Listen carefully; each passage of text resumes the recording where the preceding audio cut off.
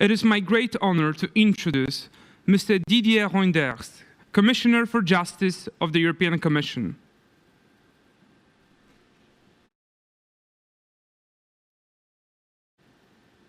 Good afternoon, ladies and gentlemen. I would like to start, first of all, by thanking the organizers for inviting me to the 4th European Cybersecurity Forum. It is a pleasure to share with you all a few thoughts on how to ensure that international flows of personal data are safe and secure. One of the things the pandemic made us realize is the importance of both privacy and data flows. To fight the virus or help the recovery of our economies, innovative digital solutions can really make a difference. It is clear that the reliability and effectiveness of these solutions depends largely on citizens' uptake. In our experience, robust data protection safeguards are a key part of that trust. This has been the case in many of the initiatives I'm responsible for as European Commissioner for Justice. From the common standards for contact tracing apps to the legislative proposal we are preparing for a digital green pass, a EU COVID card to enable Europeans to move. Privacy is part of the solution.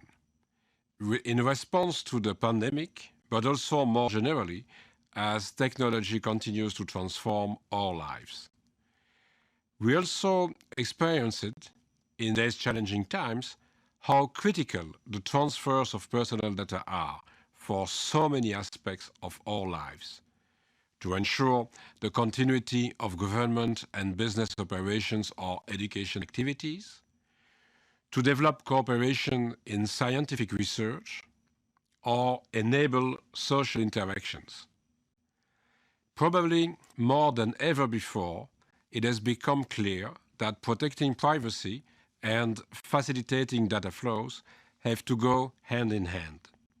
This is not without challenges, and I will get to some of them in a second.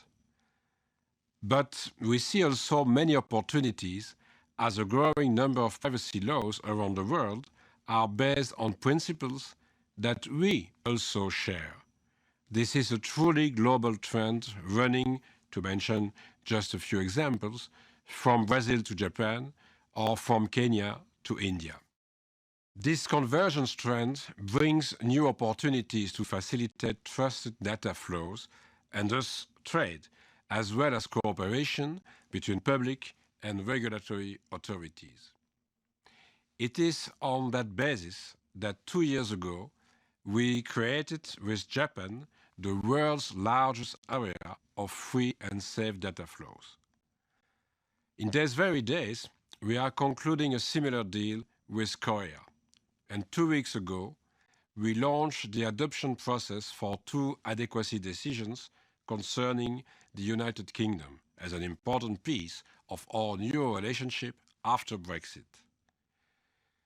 We are also intensifying our cooperation with regional organizations. This concerns, for example, the work we are doing with ASEAN, the Association of Southeast Asia Nations, on the use of model contractual clauses.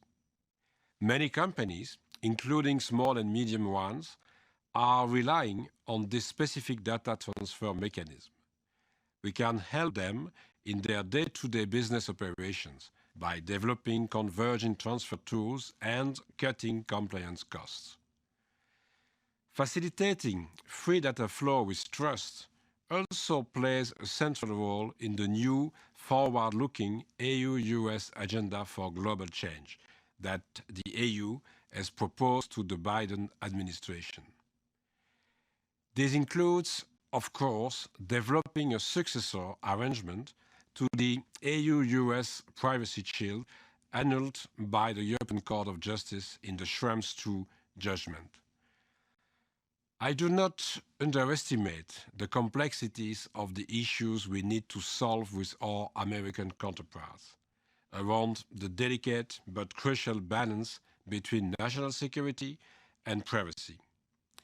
But I'm encouraged by the fact that this is clearly a priority on both sides of the Atlantic.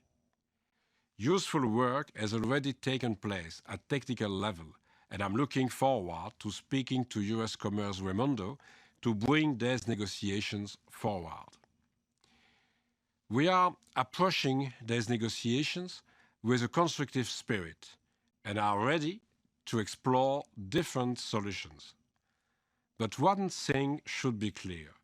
Only an arrangement that is fully compliant with the court judgment can deliver the stability and legal certainty businesses deserve and expect on both sides of the Atlantic. Finding a legally solid arrangement is in our mutual interest. I believe that, as like-minded partners, we should be able to develop appropriate solutions. We have to address principles that are cherished on both sides of the Atlantic: access to court, enforceable individual rights, and limitations against excessive interference with privacy. However, there may be more common grounds today than even just a few years ago. Privacy is high on the US domestic agenda. This is reflected in the adoption of data protection laws at states level, California, but also only a few days ago, Virginia, and the introduction of several federal privacy bills. According to a recent report on corporate data responsibility published by KPMG, 9 Americans out of 10 consider that they should be able to exercise certain data protection rights, such as the right to delete personal data, the right to know how their data is being used, and others. In his first foreign policy speech, State Secretary Blinken stressed the need to make sure that technologies protect privacy and make democracies more resilient. And he called for more cooperation with like-minded partners to shape behavior of emerging technologies and establish guardrails against misuse. I could not agree more. This goes, of course, beyond the sole question of the privacy shield. Together with like-minded partners, the EU and the US should intensify their cooperation at bilateral and multilateral level. For example, we are already working with the United States and other partners on a second additional protocol to the Budapest Convention. It aims to ensure effective law enforcement cooperation adapted to the realities of today's digital world. We are also working with the US on a bilateral agreement that will facilitate the gathering of electronic evidence, including through direct cooperation with service providers, while reducing possible conflicts of laws.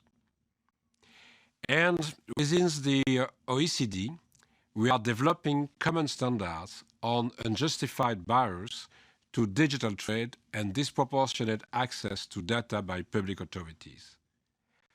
These are just a few examples, but they show the great potential of international cooperation on these issues.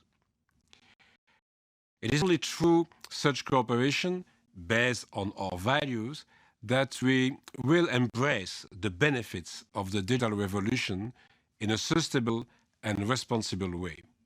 Thank you very much.